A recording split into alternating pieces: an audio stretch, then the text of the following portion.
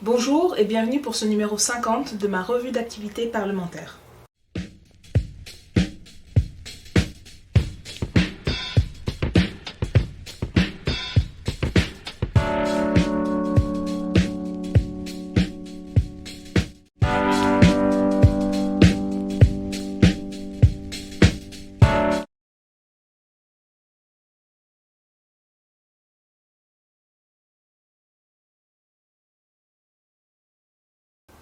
Les dernières semaines ont été particulièrement marquées par l'accélération de toutes les tendances mortifères que nous dénonçons depuis des mois, nous à la France Insoumise, à la fois à l'Assemblée nationale, quand nous nous opposons à l'ensemble des lois liberticides du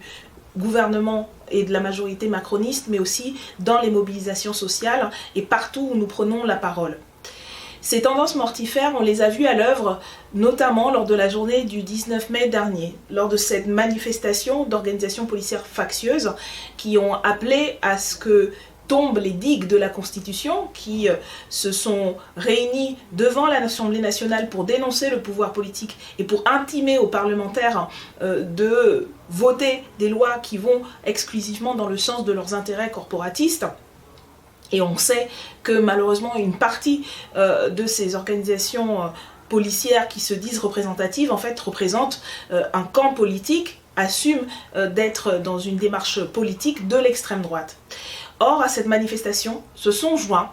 le ministre de l'Intérieur de la majorité macroniste et également des figures politiques dites de gauche, à savoir la direction du Parti Socialiste, des membres d'Europe Écologie Les Verts et même quelques membres du Parti communiste. C'est de notre point de vue, ça a été de notre point de vue un moment grave parce que à ce moment-là, nous avons été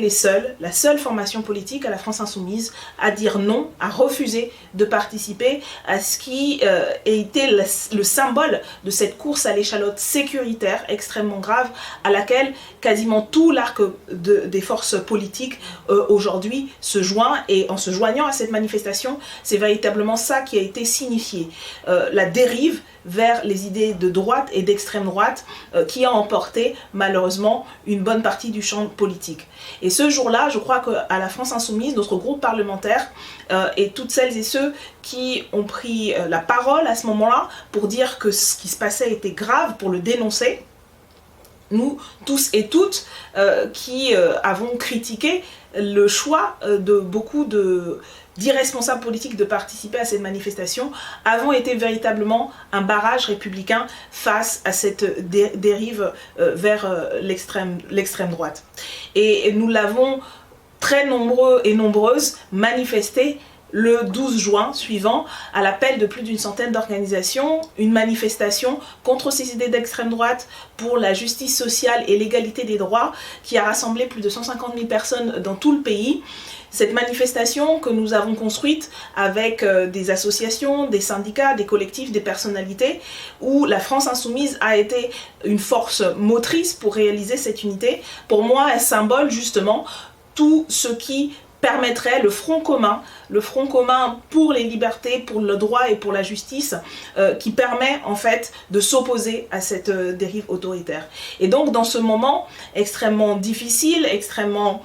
toxique, parce qu'il y a ce choix politique fait par la majorité macroniste, il a été verbalisé et je l'ai souvent dit ici, rappelé par Emmanuel Macron qui a fait le choix de favoriser en fait la candidature de Marine Le Pen en 2022 parce qu'il considère que c'est le seul moyen de faire en sorte que Marine Le Pen soit au deuxième tour pour que lui y soit et puisse être réélu. Et ce choix électoraliste est aussi l'expression en vérité des nombreuses affinités idéologiques que partage la Macronie avec la droite extrême et l'extrême droite. Nous en avons été les témoins depuis 4 ans, nous nous y sommes opposés et nous l'avons dénoncé depuis 4 ans et je crois que tout cela est apparu au cours des dernières semaines et notamment lors de ce 19 mai.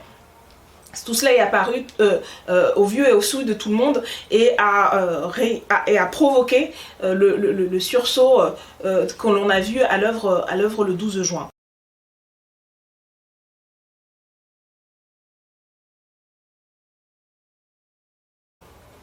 Et ce sursaut, de mon point de vue, doit se continuer, se construire et s'étendre. Parce que Ce que les dernières semaines à nouveau ont montré à travers les résultats des élections départementales et régionales, c'est à quel point tout cela suscite très majoritairement dans notre pays un dégoût. Un dégoût de la population qui a refusé d'aller voter à ces élections, alors même que pendant des mois et des mois, seules les thématiques de l'extrême droite étaient discutées sur les plateaux qui n'avaient rien à voir par ailleurs avec le scrutin en cause, un scrutin important où il est question des politique sociale, territoriale, de transport, dans un moment où le pays connaît un certain nombre d'accentuations des inégalités et de difficultés, et où il aurait été essentiel d'avoir ce débat sur le pouvoir de plus en plus important donné aux régions et les moyens de moins en moins importants qui sont dévolus aux questions sociales clés. Non, de tout l'arc politico-médiatique du système, il n'a été question que de sécuritaire, que de ces thématiques qui favorisent encore l'extrême droite. Et je crois que l'abstention massive qu'on a vue à l'œuvre lors de ces 2 tours de l'élection, une abstention historique, c'est l'expression de ce rejet, c'est cette résistance civique au climat actuel. Parce que la réalité que vivent aujourd'hui la majorité de la population, c'est une réalité encore marquée par la situation sanitaire qui reste extrêmement précaire, qui est marquée par la réalité des conséquences économiques et sociales de cette crise sanitaire, qui a permis à un certain nombre d'entreprises de favoriser des licenciements, de justifier des licenciements prévus de longue date au motif de la crise sanitaire, et puis l'augmentation du chômage, de la précarité, notamment dans la jeunesse, une précarité qu'on a vue pendant des mois avec les longs files devant les distributions alimentaires de cette jeunesse, et cette jeunesse même qui aujourd'hui est réprimée violemment quand elle essaie de profiter du retour d'un certain nombre de libertés. On l'a vu, ces images de fêtes de la musique où des jeunes étaient pourchassés, et je crois que c'est véritablement une image ou des images qui sont caractéristiques de ce pouvoir macroniste. Un pouvoir macroniste qui n'a de toute évidence pas retenu les leçons qu'il prétendait avoir tirées de la crise, où on avait entendu quoi qu'il en coûte, où on avait entendu une pseudo-remise en cause un peu du fonctionnement économique et social habituel. Or, ils l'ont dit, ils vont aller jusqu'au bout dans une sorte de politique de la terre brûlée. Ils veulent remettre sur le tapis la terrible réforme des retraites qui a mobilisé la majorité des gens dans son pays pour s'y opposer. Ils ont essayé d'aller jusqu'au bout de la réforme de l'assurance chômage qui a pour conséquence directe en fait de fragiliser, de précarité des millions de personnes dans ce pays. Heureusement, grâce à l'action des associations et le soutien notamment de la France Insoumise et d'autres forces politiques, cette réforme a été censurée par le Conseil d'État. Mais on voit bien, et ils l'ont dit et redit, même après la claque électorale qu'ils se sont pris, parce que c'est parmi les grands perdants, au-delà de la défaite démocratique et cette grande abstention, c'est bien le pouvoir macroniste qui est rejeté dans les élections, et l'extrême droite, ce qui montre bien la déconnexion qu'il y a entre le pays réel et puis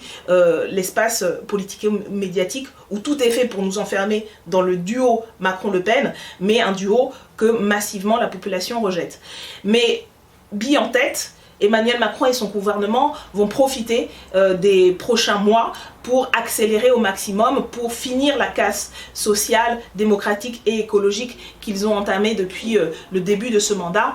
Voilà pourquoi un front commun dans les luttes est plus que jamais nécessaire. Nous devons nous tenir prêts et prêtes pour résister aux prochaines tentatives de remettre la réforme des retraites sur le tapis, comme nous avons été mobilisés contre la loi sécurité globale, comme nous devons l'être encore aujourd'hui aux côtés de toutes celles et ceux qui se battent pour garder leur emploi, qui se battent pour défendre leur statut, qui se battent pour défendre leurs conditions de travail, et il y en a énormément dans ce pays. Parce que la résistance reste forte, les gens restent déterminés à ne pas succomber justement à cette régression sociale et à cette régression démocratique qui font qu'aujourd'hui la France est véritablement une démocratie défaillante à plusieurs titres,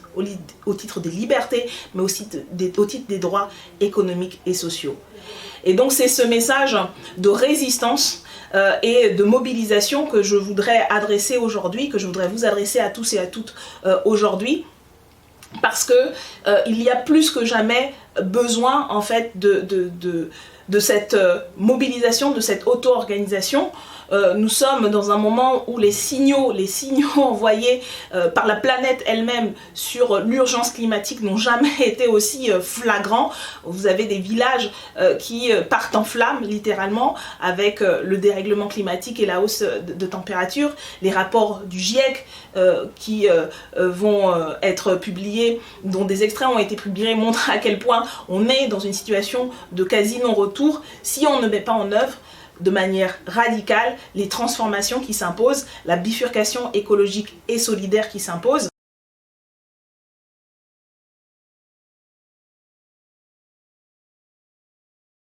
Et c'est ce projet que propose la France Insoumise depuis des mois, que nous avons déployé à travers nos cahiers de l'avenir en commun, nos cahiers autour de la campagne de Jean-Luc Mélenchon. Et c'est ce déploiement que nous mettons et que nous allons accélérer de mettre en œuvre dans une stratégie d'union populaire, parce que nous pensons véritablement que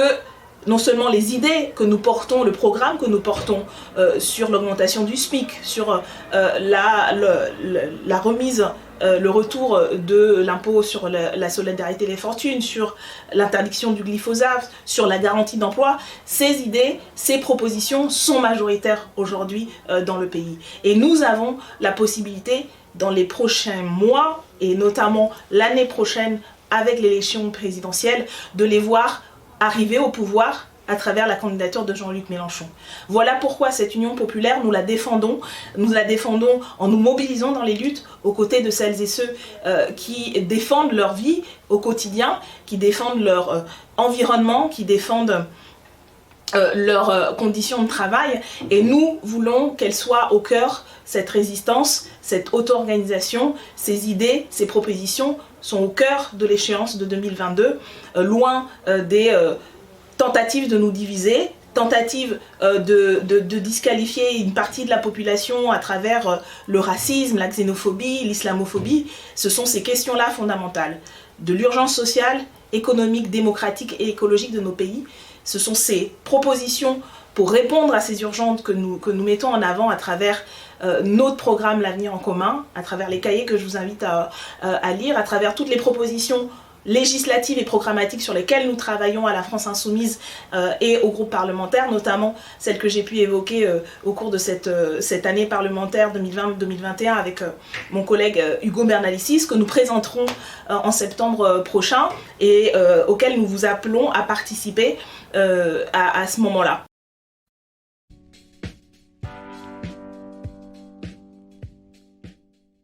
Bonjour à toutes et à tous. Dans ce Focus Assemblée, je souhaiterais revenir sur le projet de loi Confiance dans l'institution judiciaire.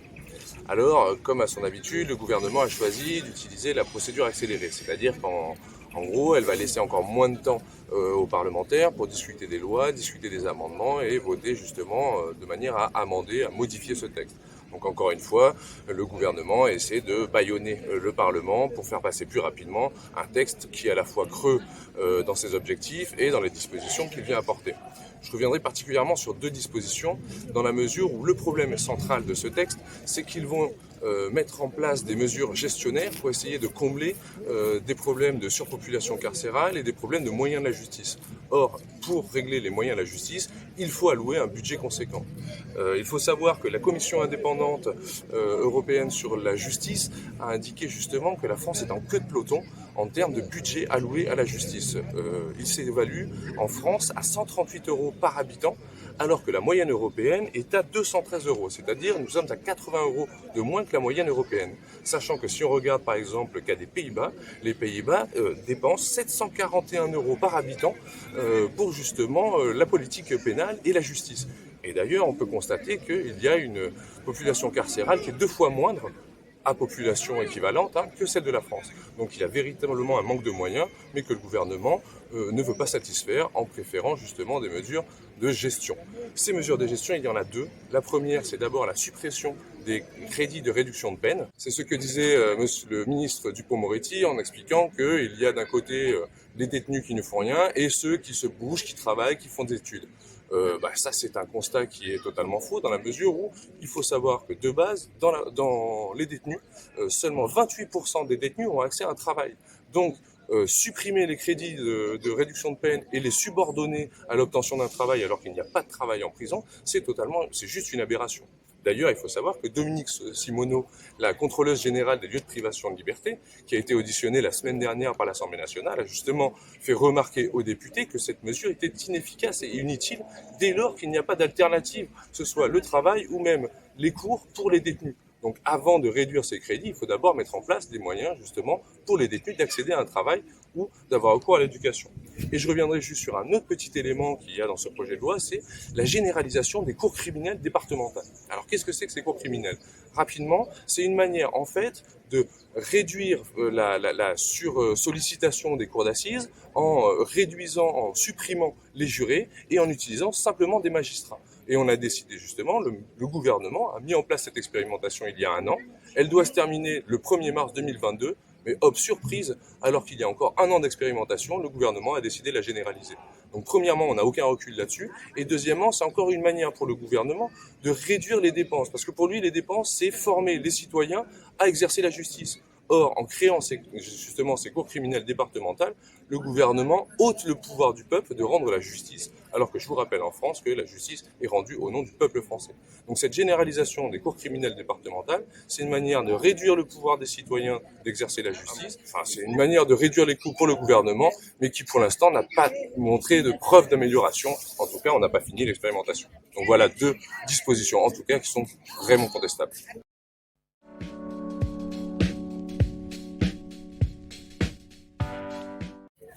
Bonjour et bienvenue dans ce nouvel EMD. Alors pour ce nouvel EMD, on se retrouve au cœur du Jardin des Halles. Jardin des Halles qui a été le théâtre de la grosse actualité du moment sur la circonscription. Un jardin qui se trouve à mi-chemin entre le 18e, à la frontière entre le 18e et le 19e arrondissement. Et qui a été un gros thème d'actualité sur la question de la toxicomanie et de l'usage des drogues dans l'espace public. Alors pour celles et ceux qui n'auraient pas suivi les derniers événements qui ont été relatés dans les médias, un petit update. Donc qu'est-ce qui s'est passé ? Il s'est passé que le 17 mai dernier, la préfecture, en lien avec la mairie de Paris, a fait le choix et décidé d'ouvrir le Jardin des Halles jusqu'à 1h du matin. Et donc alors que depuis plusieurs mois, les usagers et usagères de drogue qui se trouvent sur la circonscription et à cheval entre ces 2 arrondissements, se trouvaient entre le Jardin des Halles la journée et la place Stalingrad la nuit. Et suite à des incidents sur la place Stalingrad, il a donc été décidé de déplacer ce problème et de parquer les usagers et usagères de drogue au sein du Jardin des Halles. Alors évidemment, les habitants et les habitantes de la circonscription et des alentours du Jardin des Halles ne sont pas d'accord avec cette décision. Ils ne sont pas d'accord pour plusieurs raisons. D'une part parce qu'ils ne supportent pas l'idée de ne pas pouvoir utiliser leur parc, puisqu'aujourd'hui on a 200 à 300 personnes qui sont dans ce parc et ça ne laisse pas la place également pour les habitants d'y vivre en cohabitation, mais aussi parce que les habitants et les habitantes ne supportent plus cette situation où on laisse ces usagers et usagères de drogue en errance, sans solution et sans prise en charge médico-sociale. Puisque ce qu'il faut bien entendre, c'est que cette situation, elle est l'héritage d'une politique totalement irresponsable de la part du gouvernement, et on pourrait même plutôt dire de l'absence de politique du gouvernement, puisque on se souvient que à la fin de l'année 2018, la mairie et la préfecture avaient décidé le démantèlement de ce qu'on appelait la colline du Crac au parc de la Chapelle. Ce démantèlement a été mis en place uniquement dans une visée de déplacer le problème sans mettre en place de solution derrière. C'est déjà une situation que dénonçait Danielle Obono à l'époque, puisque dès 2018, elle interpellait Agnès Buzyn, la ministre de la Santé de l'époque, en demandant un plan de réduction des risques de l'usage des drogues dans le pays, une politique globale de prise en charge qui à la fois prenne en compte la situation sanitaire et sociale des personnes, et notamment également la question de l'hébergement. C'est donc bien une prise en charge globale qui devrait avoir lieu. Cette interpellation n'a pas abouti. Elle s'est poursuivie pour Daniel Obono, qui a de nouveau interpellé Anne Hidalgo en 2019, et elle s'est poursuivie encore récemment, puisque au début du mois de mai, et sentant les tensions qui avaient lieu au sein de la circonscription sur ce sujet, Daniel Obono a fait une demande de questions orales sans débat au Parlement, où elle demandait de nouveau et elle interpellait sur la situation et les risques qu'on sentait venir de tensions entre les habitants et les usagers et usagères de drogue, mais aussi où elle demandait à ce que des moyens conséquents soient mis en place, puisque on le sait, cette politique, elle demande évidemment des moyens. Et ce qu'on sait actuellement, c'est que cette politique irresponsable, elle n'a pas l'air de s'arrêter, puisque malheureusement, Anne Hidalgo a posé un ultimatum pour le 30 juin prochain ici, pour dire que le Jardin des Halles ne pouvait plus être le dispositif qui accueille les usagers et usagères de drogue. Cette évacuation est donc acceptée par le gouvernement.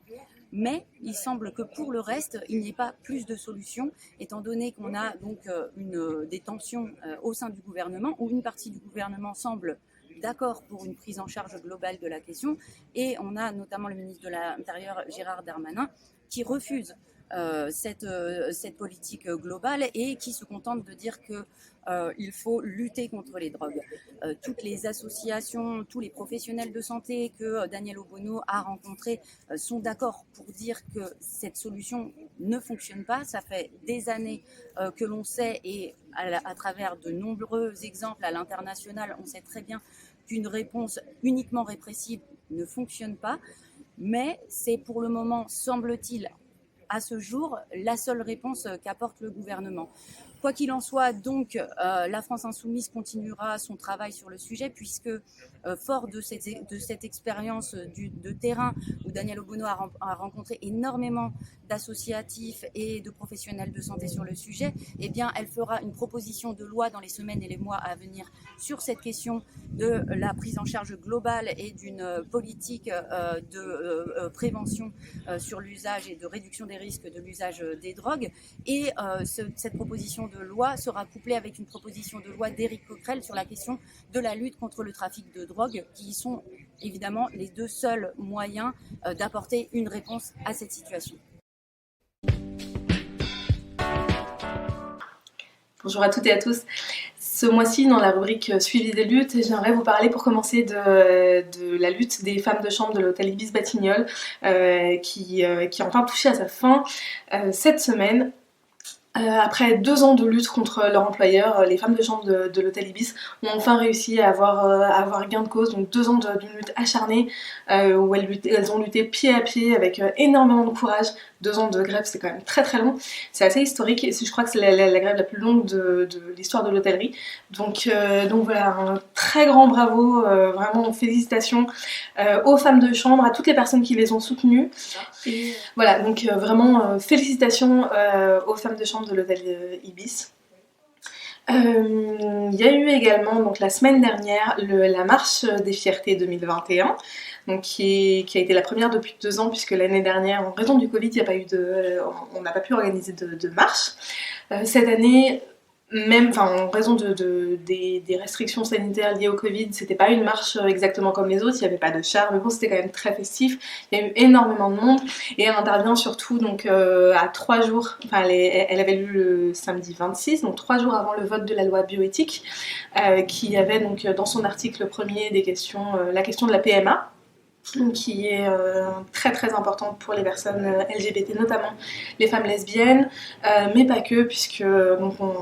c'était aussi l'occasion, cette marche, de revendiquer, de porter les revendications au sujet de la PMA pour les personnes trans,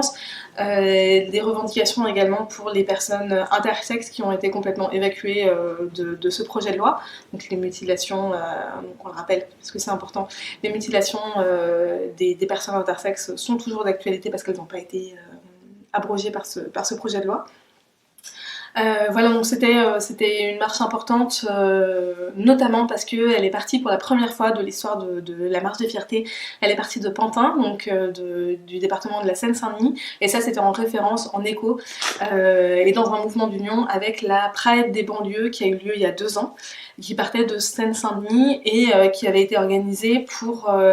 démontrer en gros que les questions les questions LGBT faisaient aussi partie intégrante des banlieues, pour dire ça comme ça, et que voilà, c'était pas l'idée, c'était de montrer que les banlieues n'étaient pas intrinsèquement homophobes. Donc on salue aussi voilà, cette marche qui est partie cette année de Pantin, et on espère que ce sera le cas régulièrement, que ce sera pas cantonné à Paris et que ce sera quelque chose de plus inclusif. Merci à tous et à toutes de nous avoir suivis au cours de cette longue session parlementaire. Merci à toute l'équipe qui a participé à cette revue. Merci à Anis Marzouki qui l'a réalisée. Je vous donne rendez-vous à la rentrée prochaine en vous souhaitant le maximum de repos quand vous pouvez, si vous pouvez en prendre cet été, parce que à partir de septembre, ça va encore s'accélérer. Nous avons une échéance fondamentale à construire, à réussir à gagner en 2022, et donc je vous donne rendez-vous dans la lutte, dans la mobilisation, en avant pour la victoire en 2022. Merci à tous et à toutes. Si vous avez aimé cette revue, n'hésitez pas à mettre des pouces bleus, à la diffuser, à vous abonner, et je vous dis à bientôt.